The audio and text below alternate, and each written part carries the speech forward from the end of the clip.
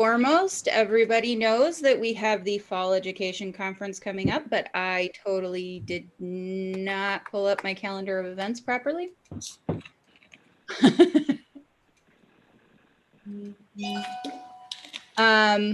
There's a committee to investigate paralegal regulation tomorrow. Veritex is doing a webinar on the basic applications, intro to the iPad. There is a family law section on the 21st, and CT has a webinar on September 22nd. And in October, we just want to remind everybody that the NFPA annual convention is scheduled for the 22nd through the 25th. And then our next board of directors meeting will be on the 14th. Is there anything else we need to add to the calendar that anybody can think of? If not, we can go ahead and move on to the treasurer's report. All right, I don't have anything specific to share. So if anybody has any questions, you can feel free to reach out. And there were some documents attached to the agenda. So feel free to raise any questions that you might have. Okay. Executive Director's report, Yvonne.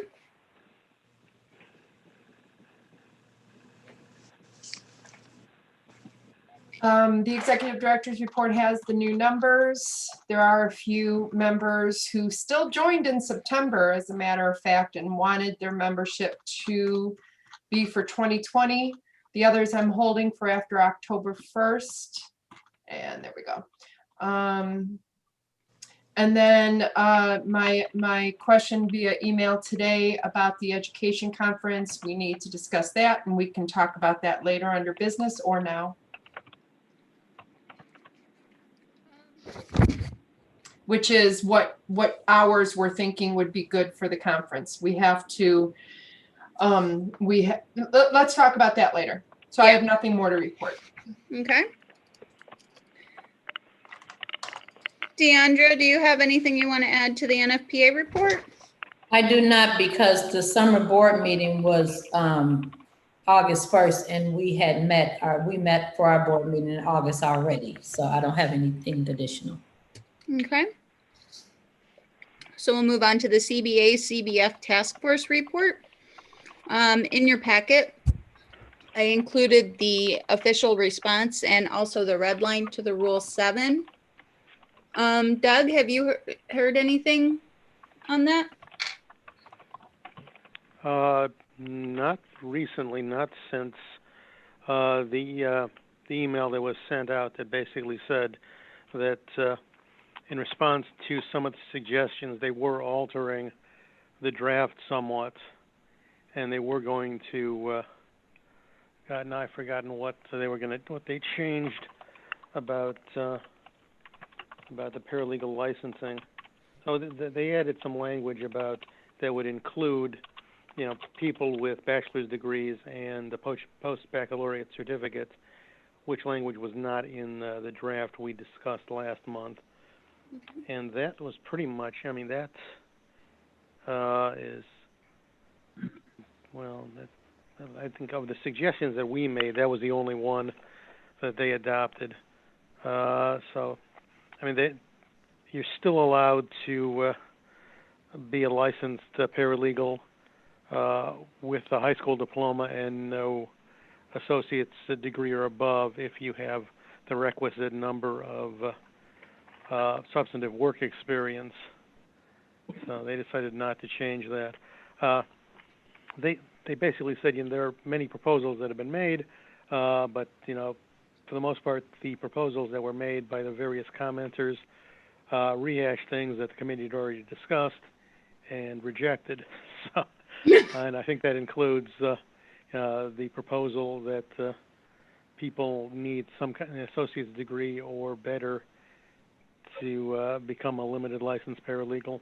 So, which is kind of what I expected, because we did discuss that at considerable length in the subcommittee. And to the best of my recollection, I was a minority of one in arguing that we should not do that. Okay. My question is for the board, do we want to publish our response with the red line on our website?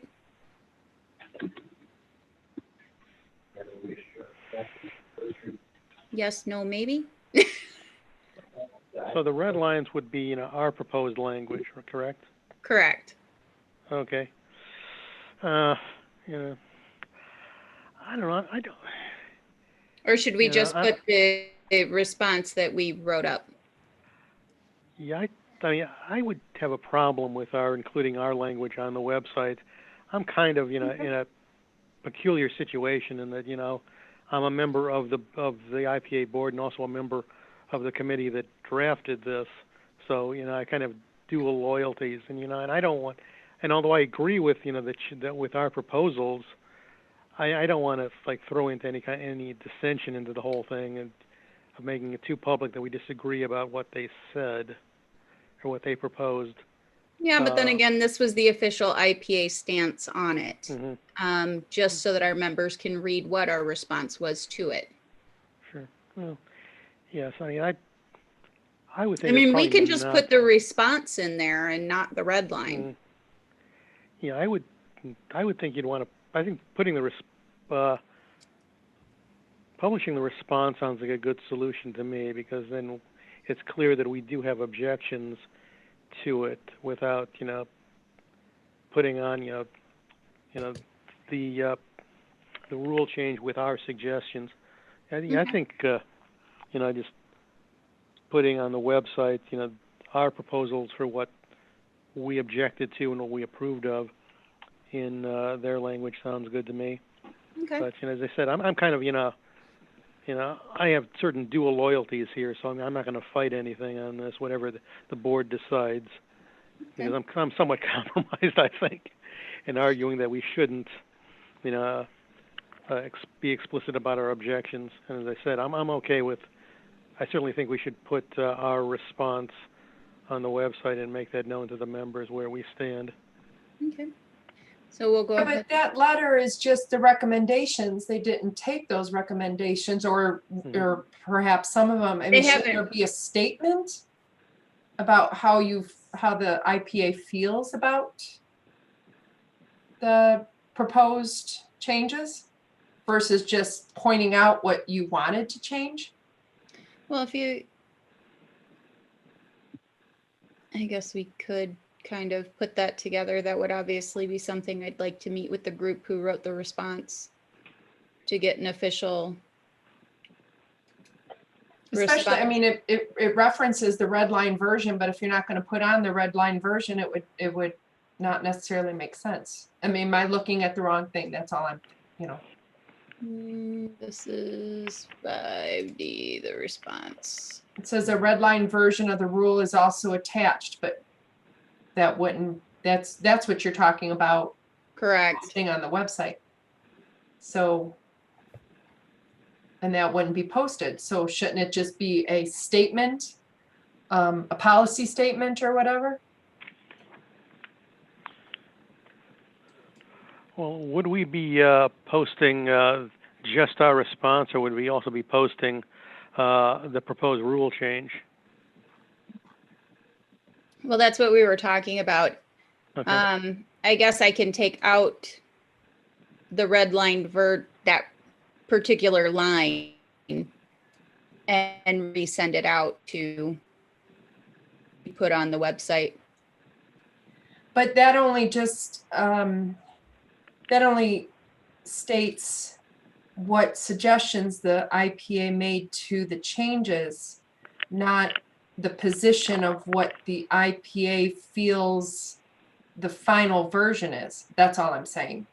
In the past, I mean, I could probably send some samples of position statements that the board has put together, but it just seems, I mean, all you would be doing then is telling people what we suggested, but not how you feel about what the final version is. Well, there isn't a final version yet. And this was them asking us for, or maybe some lead into that. the CBA, CBF has been putting this together. This is the version that they came up with. These were the suggested edits and that were made. And once a final version is approved, the IPA will let members know or something like that. Well, and I wonder if it's just premature at this point to put it out there, or do we wait until the CBA, CBF has their final version and then we can say this was it and the IPA advocated for higher educational requirements, but this was the version that was presented. I don't know.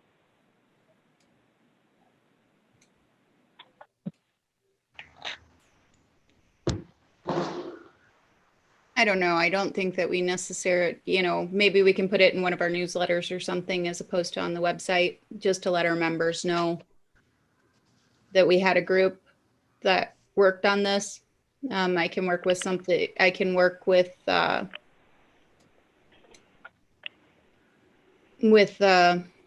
Sue on that and have her have something to go in the next newsletter.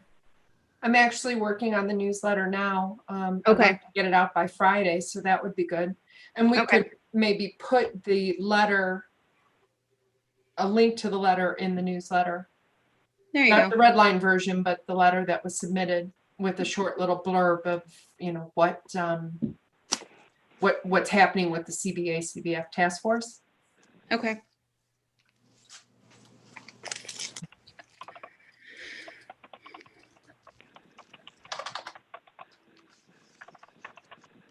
Alrighty.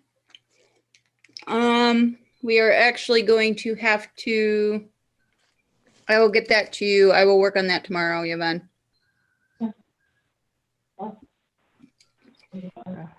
We will have to skip the Board of Directors meeting for next month, since we do not have a quorum. You mean the approval of the minutes? We can't, we don't have a quorum. Yeah, Okay. Sorry, y'all. Sorry. Rusty has his 2 cents to say. I'm One. sorry. that's okay. So we'll go ahead and move on to business. We have the virtual education conference.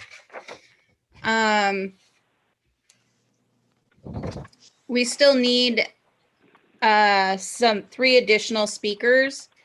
Sharon is looking for somebody to do corporate, someone to do something on Excel, and then she does have an opening for another specialty section.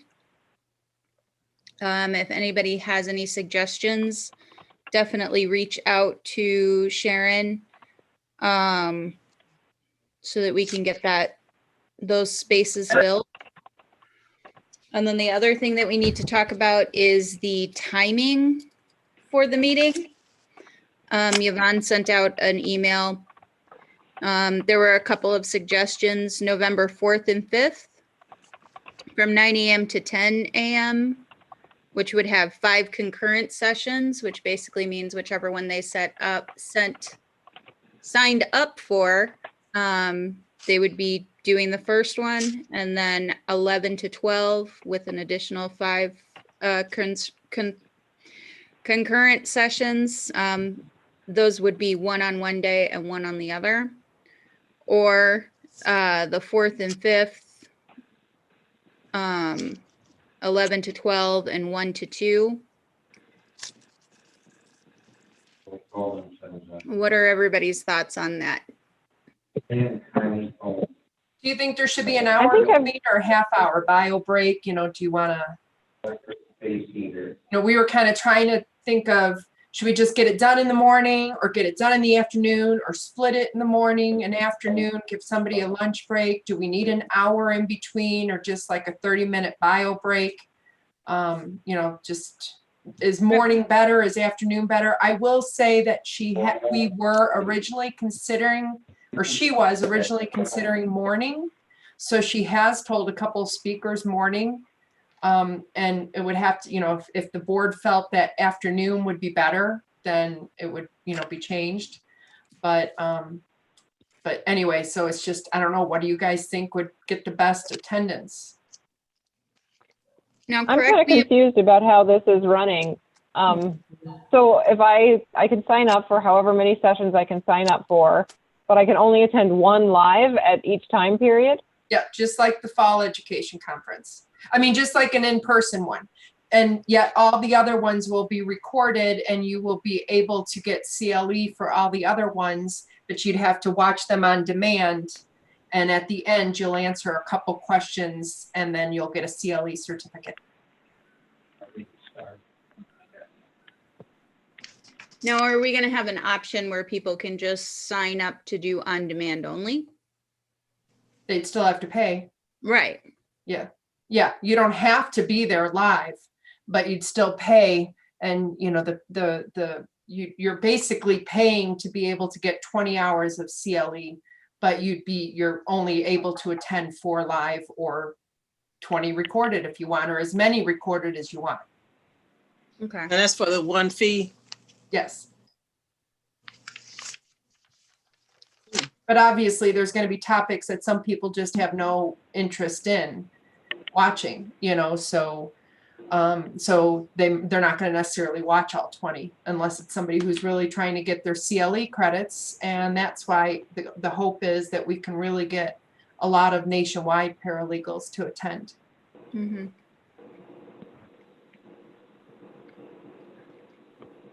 Did we have this posted somewhere in NFPA news you can use or anything? Should I put it there? Not yet, We because have it we're ready. still finalizing it. Okay. To be honest, I think it would be better if we had one in the morning and one in the afternoon, I second that. on each day. Yeah, so because just in case the bosses go crazy and want you to do something at an odd time. right. Yeah, I agree with that also.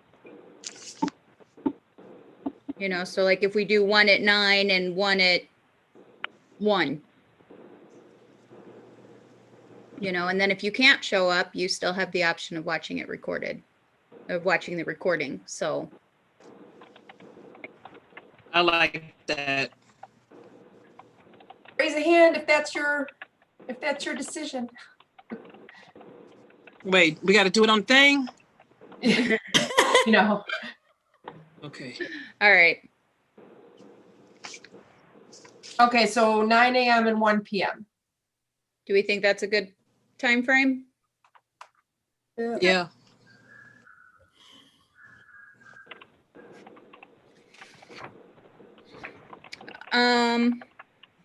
So the faster we can get those other, those 3 classes filled, the faster that we can get this all finalized and ready to be published so that we can start getting it out to our members. So if Can you anybody, remind me what those were? DINE? no, we have one for DINE. Okay. We need one for corporate, Excel, and then one other one in another specialty. Advanced Okay. Excel. Advanced Excel, yeah. I do have 2 feelers out. Okay.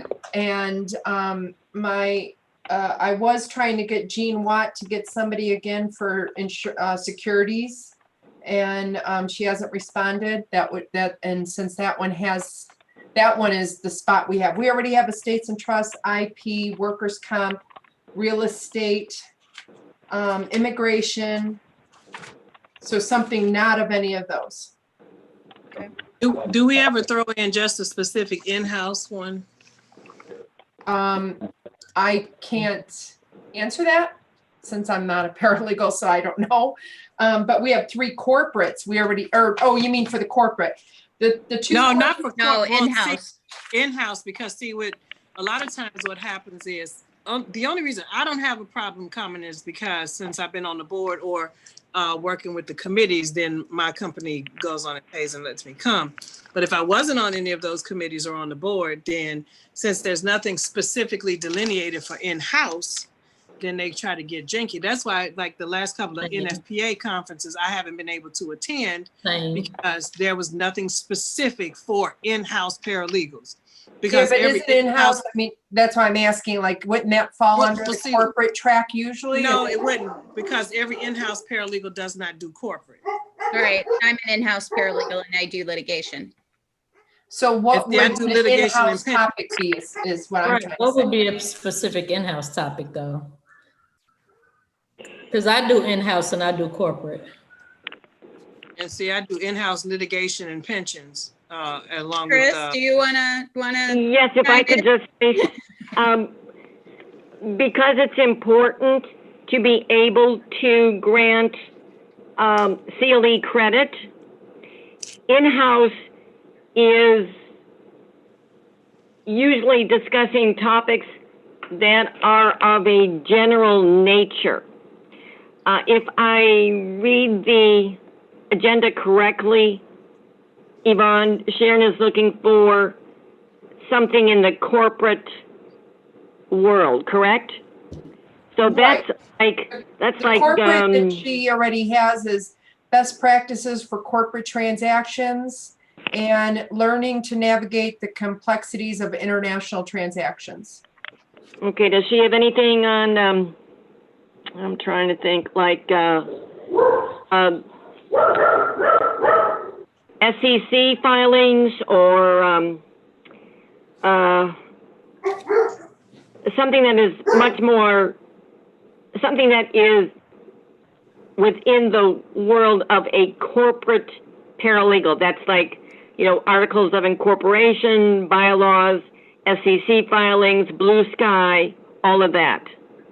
No, those are the only two corporate she has, and the litigation, because I hear that you're saying that can be it as well. One of them is maximizing litigation graphics, another one is the High Tech Act, and the third is preparation for trial. Okay. We are not doing 4 corporate, 4 litigation. We're only doing 3 corporate, 3 litigation, and 3 tech. Okay, so she's looking for a corporate specialty. Who is our corporate chair? Michelle Magnay, and she's emailed her a few times, but she has not responded. Okay. When's the last time we did Blue Sky? I think it's been a few years. I think But it you has a few years. Let's see. I'm trying to think of a blue sky paralegal. We have Shannon West at. Yes.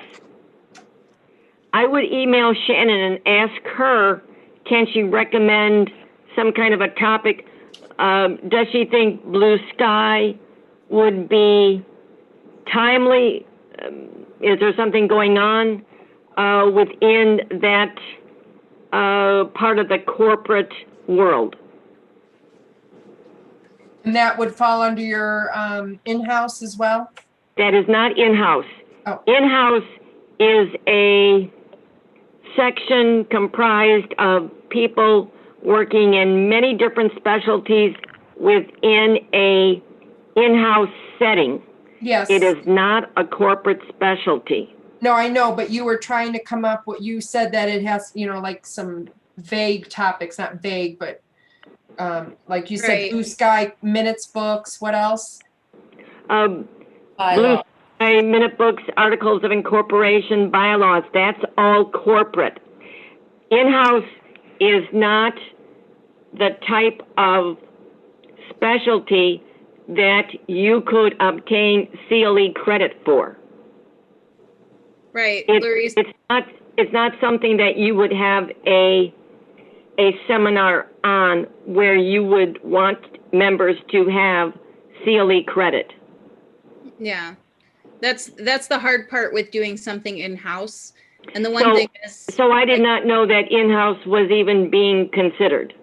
My thing is, if like with some of the corporate stuff, when the descriptions are written, because it'll say for this kind of paralegal, that kind of paralegal, since in-house covers pretty much the gamut, I think somehow we need to add in there that in-house paralegals would benefit from these particular things, because that's all these companies and firms are looking for, the word in-house in there. And then you can pretty much take whatever you want to do after that. Yeah, the one nice thing is though, is we have the tech options in there now. which is what I usually will sneak under my attorneys. If there's anything on Word, Adobe, Excel, any of that, I always say, you know, something, look, I use these all the time. These are only going to benefit you. So I always try and get those in there too. See, in-house is like a gathering of paralegals who work within a non-law firm setting. So, you know, we could get together and talk about, how does your department handle new technology?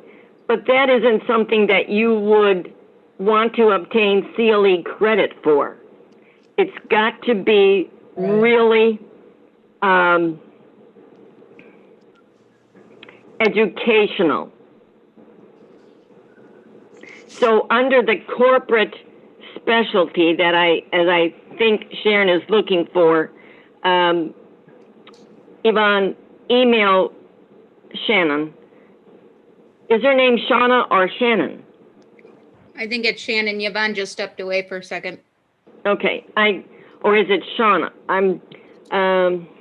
I think you're right, Chris. I think it is Shauna West. Yes. She's presented in the past. Yes, she has.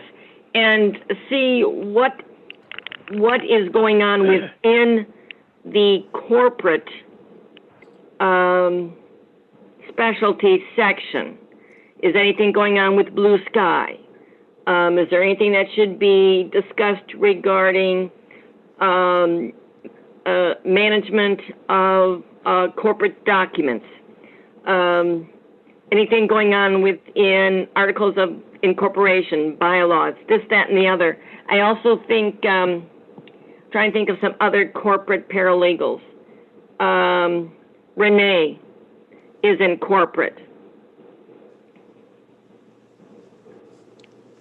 Because that was a problem with some of the previous seminars presented at NFPA education conferences in the past.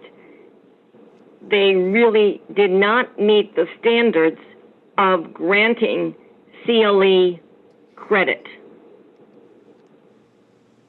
Well, we haven't done minute books in a while. We haven't done Blue Sky. We've never done bylaws as far as I remember, or articles of incorporation. I'm looking to see if Shauna West, not Shannon West.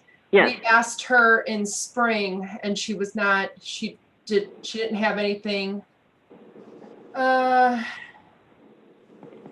I'm trying to think of what we have had in previous education conferences that were corporate. Well, I made some notes. I can reach out to Shauna. I can bring this up. I know Helen Kasich was also asked if she had a corporate. Also, Shannon, Renee is a corporate paralegal. Yeah, Sharon asked Helen on 9/1. I made a note to ask Renee as well. I've got Shauna West. I will give all this information to Sharon tomorrow, or now. I'll email her to her now. Okay. All right.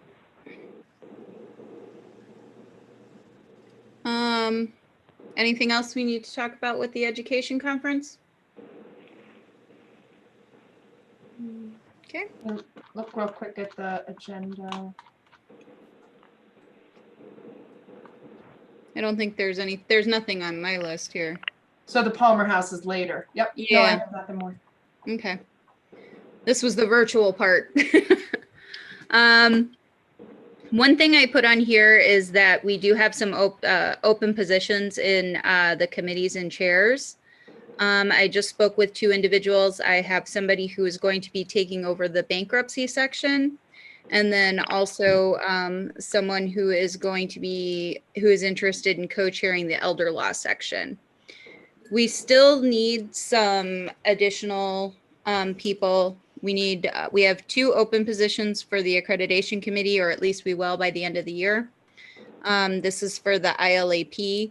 So we do kind of want whoever is going to serve in that position to be an ILAP, because you're going to be reviewing the information.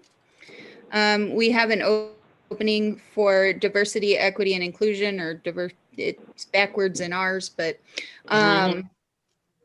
so we do need, I would really like to get somebody in that particular section, just to kind of bring some new perspectives and some different information to our members. We haven't had anybody in that position for quite a few years. What position is that, Melissa? I'm sorry.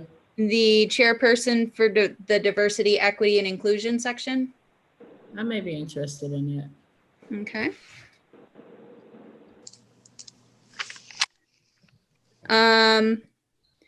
We don't have anybody in professional development either, or information technology. These might be two sections that we might be able to join together. Professional development is usually things like building your LinkedIn, you know, bringing that type of information. And then information technology is, you know, basically just the technology that we all use, and bringing those types of webinars and information to our members. So I definitely my goal is to hopefully have everything filled by next year with any luck. I know it's a lofty goal, but in 2021, I'd like to try and get all of these positions filled. Liana, you had said you had talked to, who was it for healthcare? Shannon Dahl and Carolina Braculo, I can't remember. So Shannon, it just didn't fit based on the position. She was going into a healthcare type position, but the tasks that she's performing aren't necessarily healthcare related in nature, so she didn't feel she was a good fit.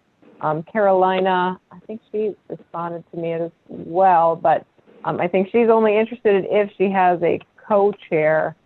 Okay. All right.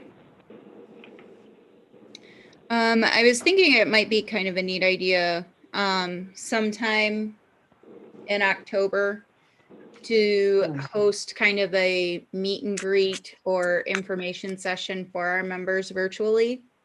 So I will be sending a message out to the section chairs, and then we can kind of have a list of those sections that are open or looking for co-chairs. We have a very large membership. I think it might be a neat idea to see if there's anybody out there who is interested, especially now that things are virtual. It will give our members an opportunity to attend more things and get more involved. So I will put that together and send out an email to everybody about that. The next item on our list. In your packets, I sent out some articles that were on the Palmer House. For those of you who are unaware, the Palmer House is involved in a foreclosure litigation at this time. As all of us who are board members know, we have a deposit with them. I can guarantee you they are not going to let us do our education conference in October. We already are doing our virtual ones. But to be honest with you, I think we need to get our money out of there. I second that. I wanted to make sure that I put in Helen kind of sent me a quick email.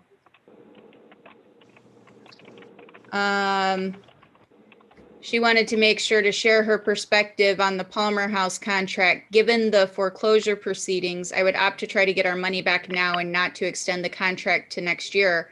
Part of the problem is that we don't know what we don't know. In other words, we have no way of knowing what state COVID-19 will be in at the time of next fall's conference, nor do we know whether or not the Palmer House will still be in existence next year. It seems fruitless to hold out for something that may not even exist. And if we could get a refund now, She discussed it with a real estate colleague and they all agreed the best approach would be to cancel it this time. Yeah, but we can't cancel it until October 6th or whatever, 30 days out for the force majeure, whatever Okay. clause. So I definitely want, this will be, our board meeting will happen after that. So we need to make our decision. And I don't know. Do we need a motion? Do we need to vote on it, or is this just a discussion for the board? Because we're not paying money, we're just asking them to give it back. We want our money.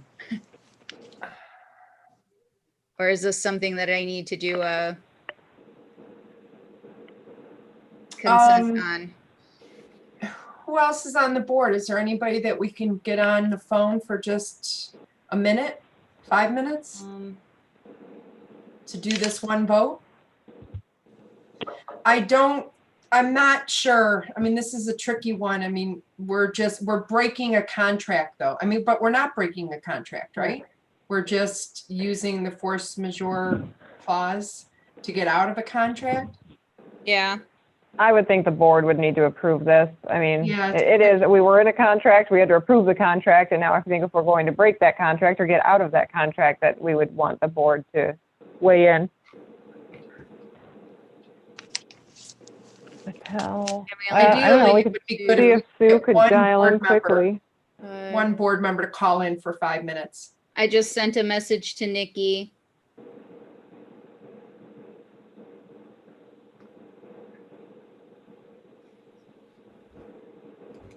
I'm gonna send a quick email out and we'll come back to it. Oops.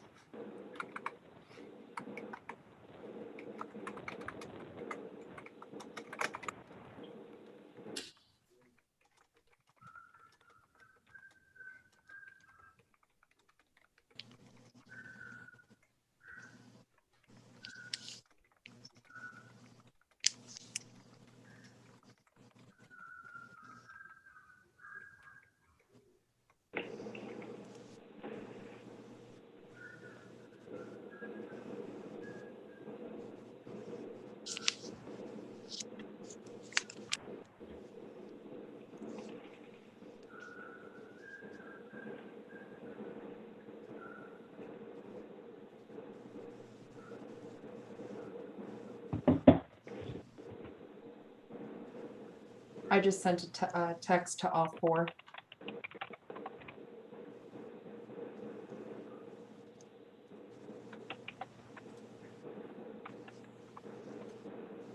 I have Jen on the phone. That's funny. Sue Patel might dial in too. I have Jen on speaker. Can you hear okay, Jen? Yep.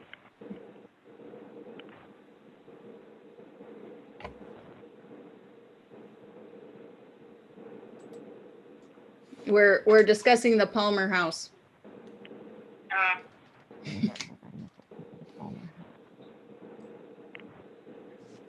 We'll give it a few more minutes.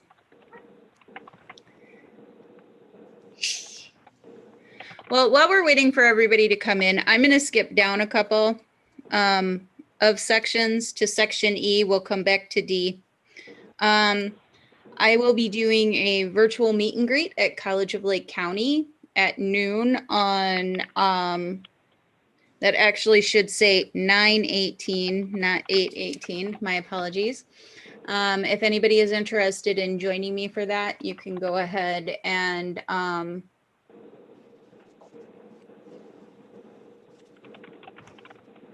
Nikki said that she's in favor of canceling it. If anybody's interested, send me a quick email. We technically do have a quorum with Jen. Okay. So we were just discussing canceling the Palmer House contract. We need to make a decision on that because we have to cancel it by the 6th of October. You're muted. Around the 6th. It's 30 days out, so. Anytime, need to make a- anytime after 30 days out. We can't do it until at least 30 days out. Okay. So So would, do we need a, yeah, why don't we go ahead? I'll entertain a motion to cancel the contract with the Palmer House for the fall education conference. so moved. No, somebody needs to say it besides me. I move that we cancel the contract with the Palmer House for the fall education conference for, was it 2020? And any future events. And any future events. Any Second. seconds? Doug? Yeah. I second that. Okay. All those in favor? Aye. Aye. Opposed? And any abstentions? So moved. Oops, we got Helen coming in now. Thanks, John. I'll let you get back to work. Bye. Helen, you made it in and we just had a quorum.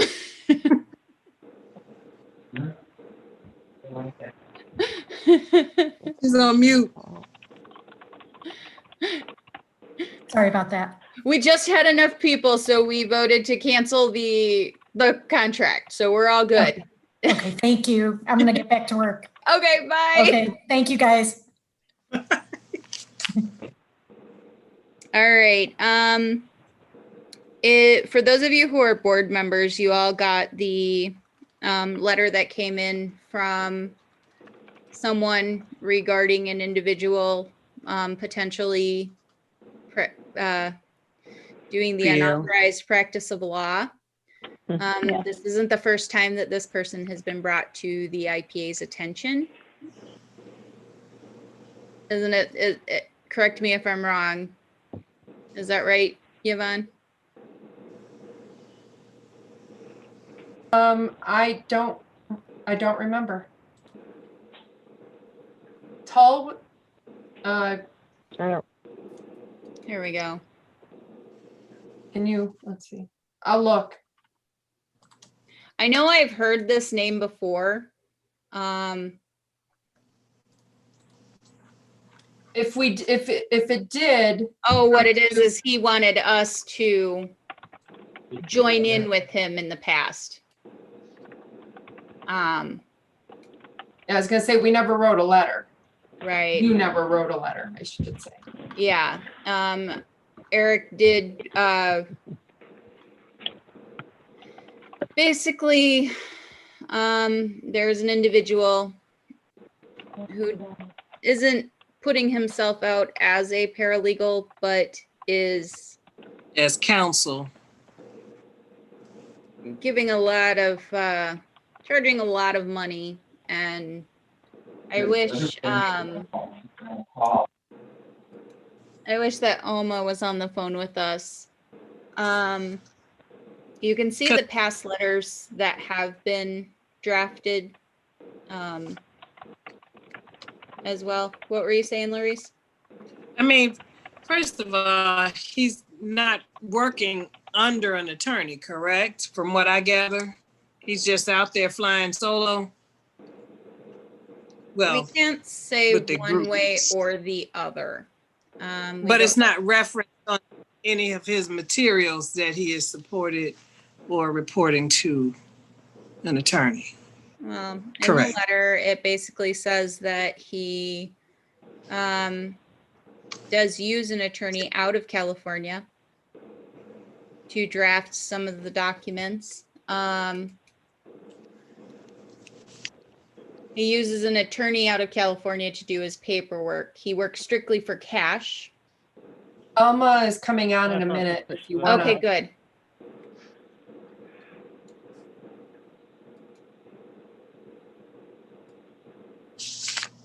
I looked at his website quickly and I didn't see if he's holding himself out as a paralegal. Maybe I just missed it. Again, I looked quickly, so. If in the interesting. It's in her letter. I It's saw in that. her letter. It's in the bottom of his many emails. This was a 34-page letter that she sent us with quite a bit of documentation.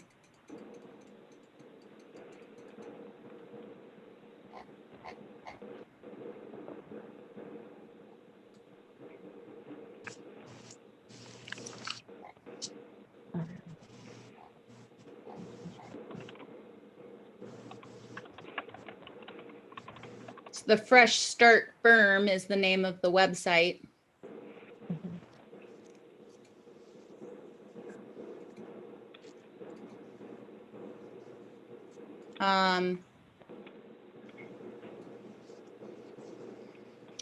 There's just a lot to digest here. Mhm. Yeah. Yeah.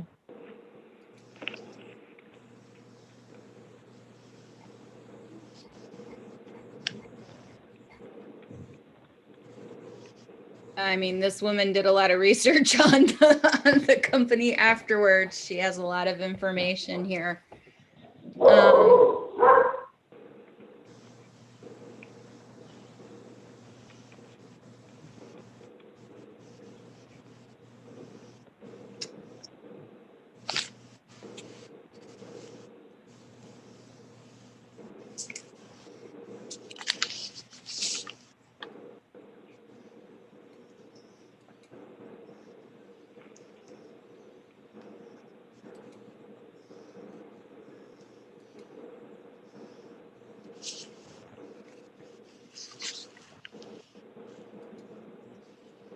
Almost trying to find the login. Okay. I'm emailing it to her in case she can't find the agenda. Okay.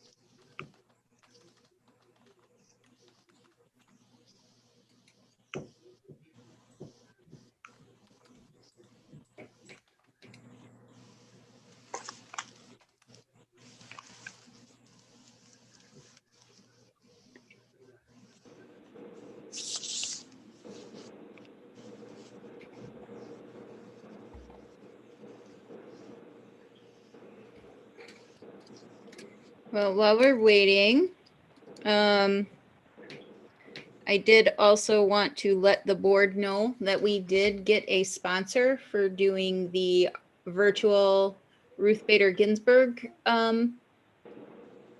tour. US Legal has agreed to pay for that, so we can use that as a fundraiser to go along with an after event for the Fall Education Conference.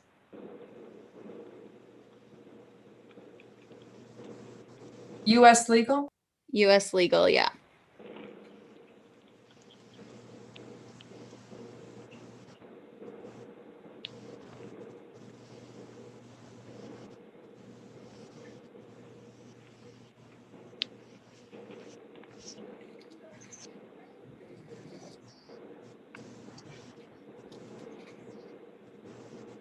Oh, there's Elma.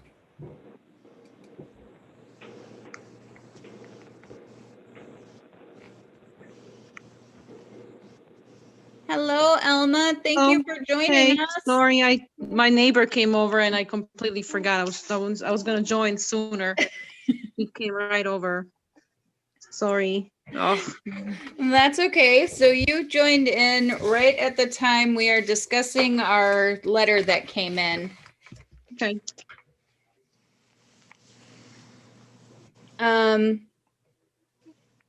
I know that in the past we have sent out response letters with a suggestion of them doing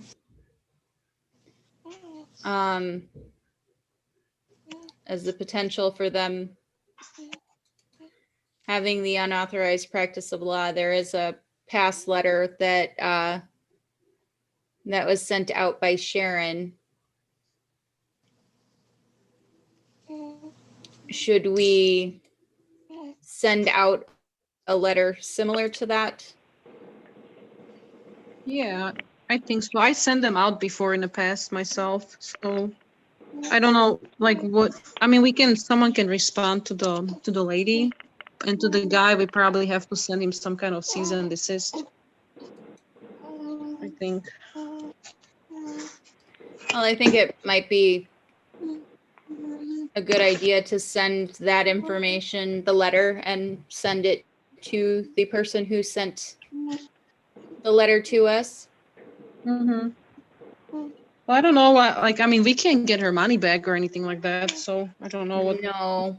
way. Other than that, yeah, like he's not affiliated with us or anything. Right. So why don't we go ahead and draft one of those UPL letters? Do you want to send it from me and CC the lady that sent the letter to us? Yeah, I mean, yeah, we should see her. I mean, I don't know necessarily that we can give her any type of advice of how to go forward, but at least she can see that we did send her that letter. Yeah, she would have to probably like sue him or something, or I don't know if she does. So does the Illinois Supreme Court still do anything about people that practice law and they're not authorized to? Because they used to have like a committee on paralegals or just generally people who practice law without license. Yeah, the ARDC might do something about that. They used What'd to you have say, it. Doug? Mhm. Hey, Doug, would you be able to? Didn't he say Hello? the IARDC? Yeah, the ARDC.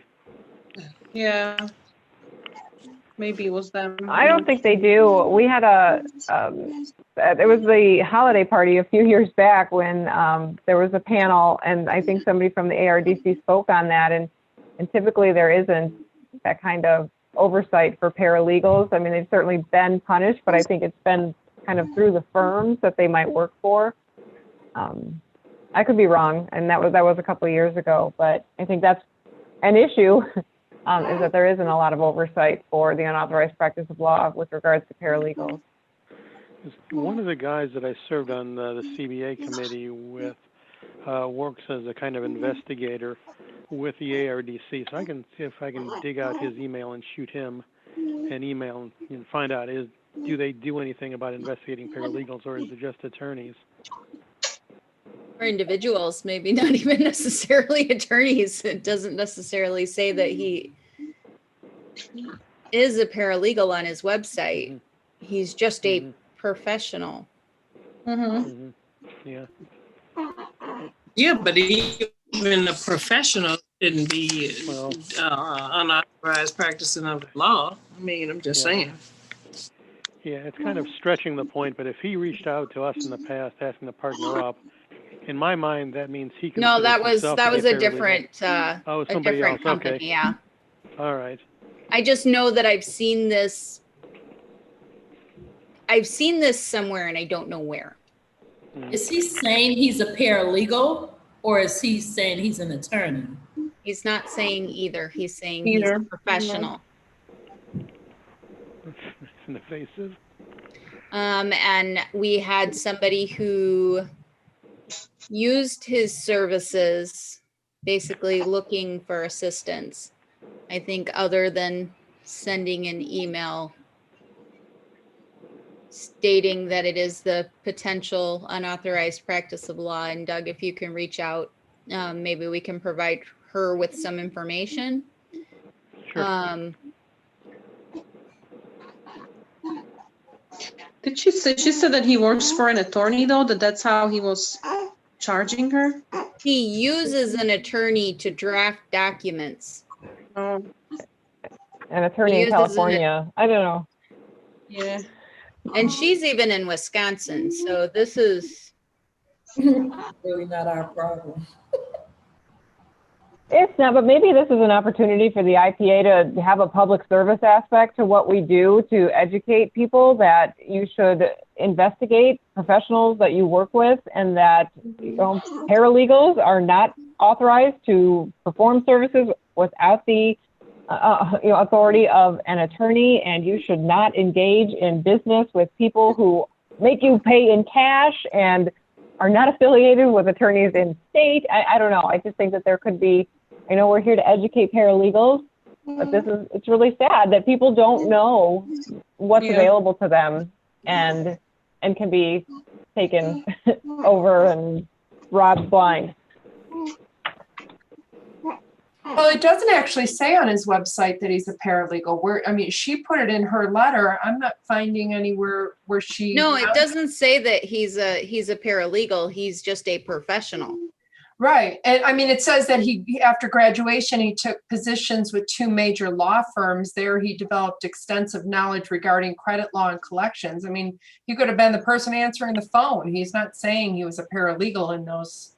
So I don't even know. Right. We're going to. Why do we lying? Is that what we're going to tell them to do? Yeah.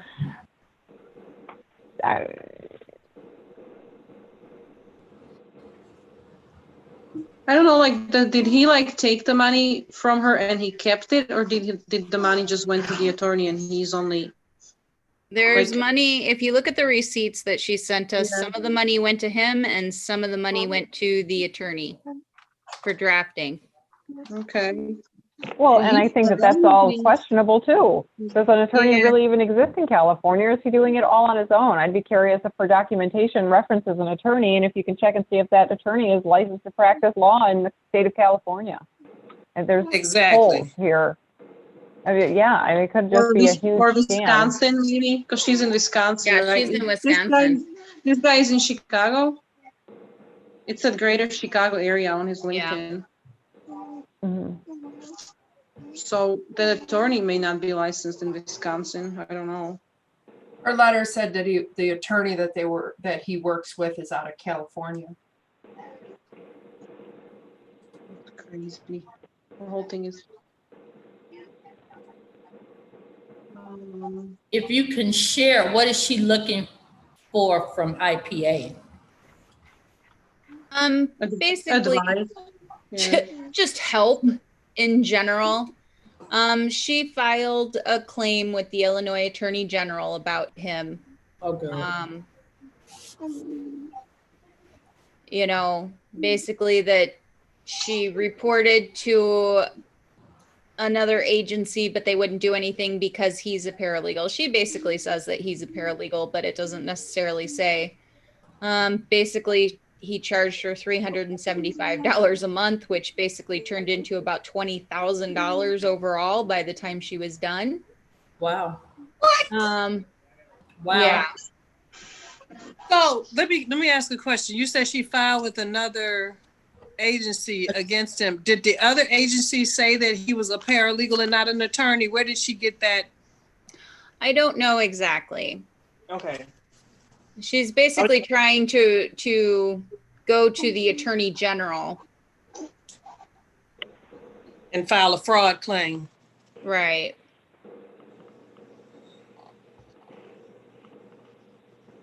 She filed with the Wisconsin Department of Agriculture, but no one there can help her. She wound up filing bankruptcy to stop the foreclosure on her house. Did she file with the Department of, I don't know if Wisconsin has a Department of Professional Regulations or anything like that? Right. I'm sure they do. I'm sure they do. Because anytime he's offering services and collecting money, and if he's a licensed business in that state, that would fall under professional regulations and business licensing. And if he's committing fraud, you know. I think this would probably be a good discussion for probably offline, to decide how exactly we want to go about, whether we provide her with the information of agencies that she can look into. I will send an email out just so that we're cognizant of everybody's time on a Wednesday. So we can continue this and decide how we want to address this, and then we can report on it next month. That works. Sound like a good idea? Yes. Do we have any other new business? So, Melissa, do we or do we not have a quorum currently? We do not currently have a quorum. Okay. Oh, yeah, all we right, do. so- Elma's on. Never mind. We do. Do you want to do the approval of the board meeting minutes? Yes. Thank you, Doug. That, and so I don't forget after that, the NFPA convention budget, if we can talk about that. Thank you. Did you send that to the board, Liana? No, I think I only sent it to you in my haste. I am going to send the IPA. So we'll go ahead and go through the minutes. Does anybody have any changes that they would like to?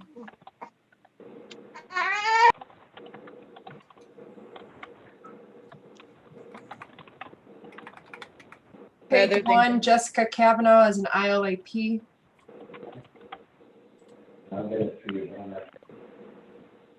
Okay, and the board, I went ahead and sent over the proposed budget, but I will share my screen when we go there. Any other changes? Are you going page by page or are you still on one? I was just going in general. Yeah, page 3, unanimous written consent. Strike what is there and change, you guys don't need to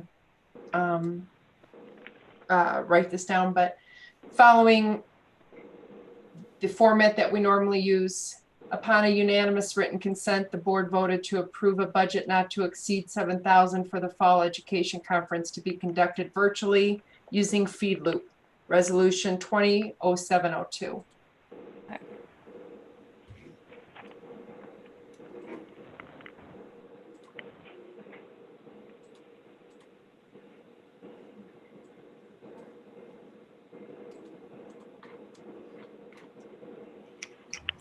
Any other changes? All right.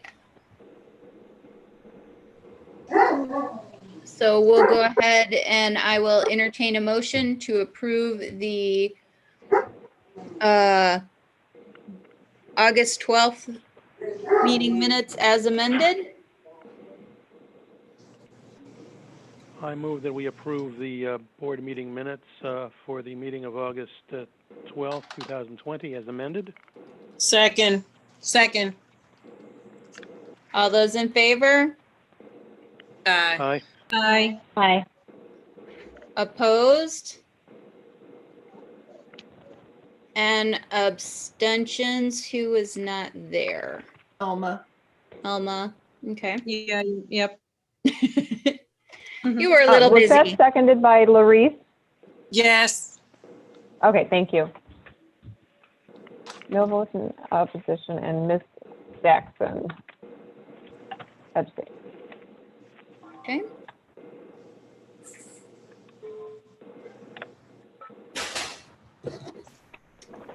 And then,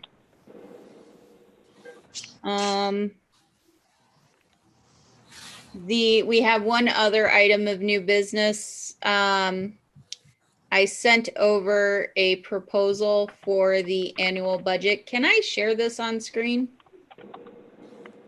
I think so. There's not a lot to see, so. Yes. So I'm going to go ahead and share the screen just to save time here. Usually our fall our education conference budget is much larger.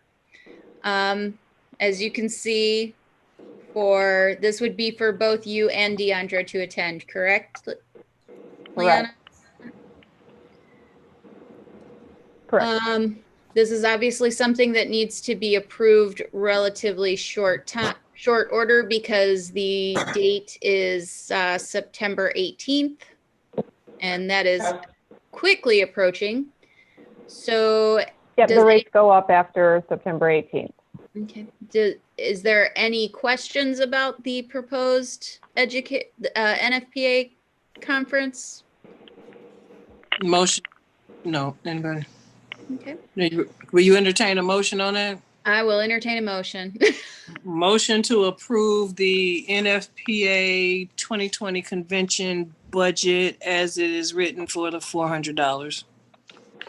In an amount not to exceed 400. In an amount not to exceed $400. Do we need a little bit of wiggle room in there, Liana, for anything?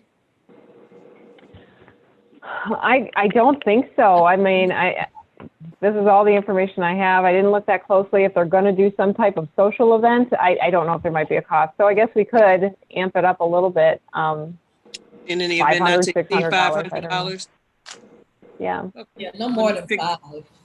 Okay, I amend my motion. Let me restate it. Motion to approve the NFPA Delegate Convention 2020 budget not to exceed $500. All those in favor? We need a second. Oh, we need a second. Sorry. Everyone's tired. I'm jumping. Who's seconding? I'll second. All right. All those in favor? Aye. Aye. Aye. Opposed?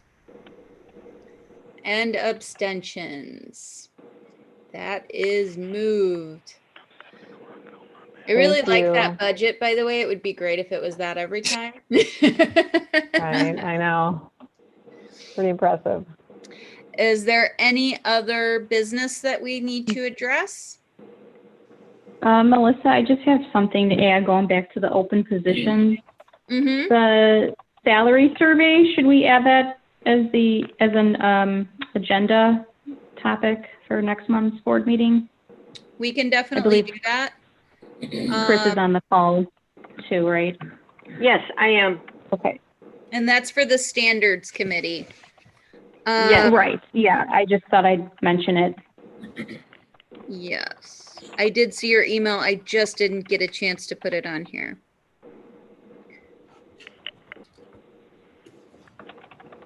I will put that on there. If you guys can put together kind of some sort of report of what would go into it, and we can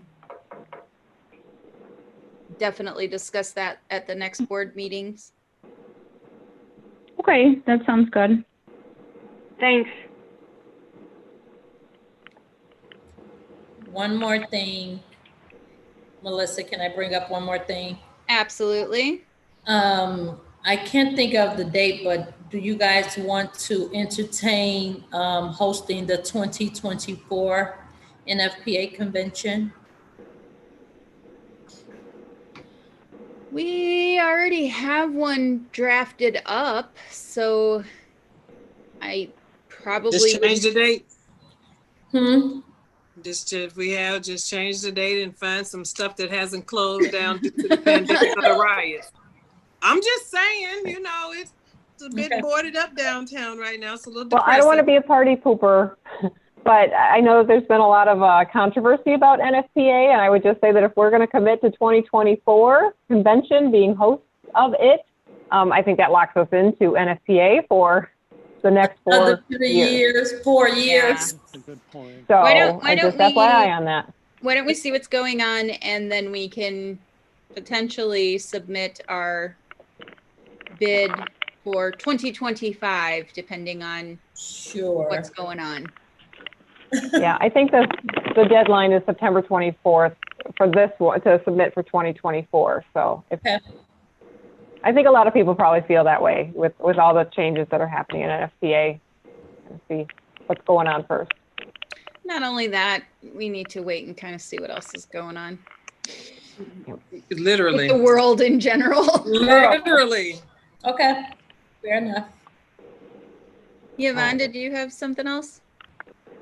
Okay. That's it. We need a All motion to right. adjourn. Before you guys go, I'm actually going to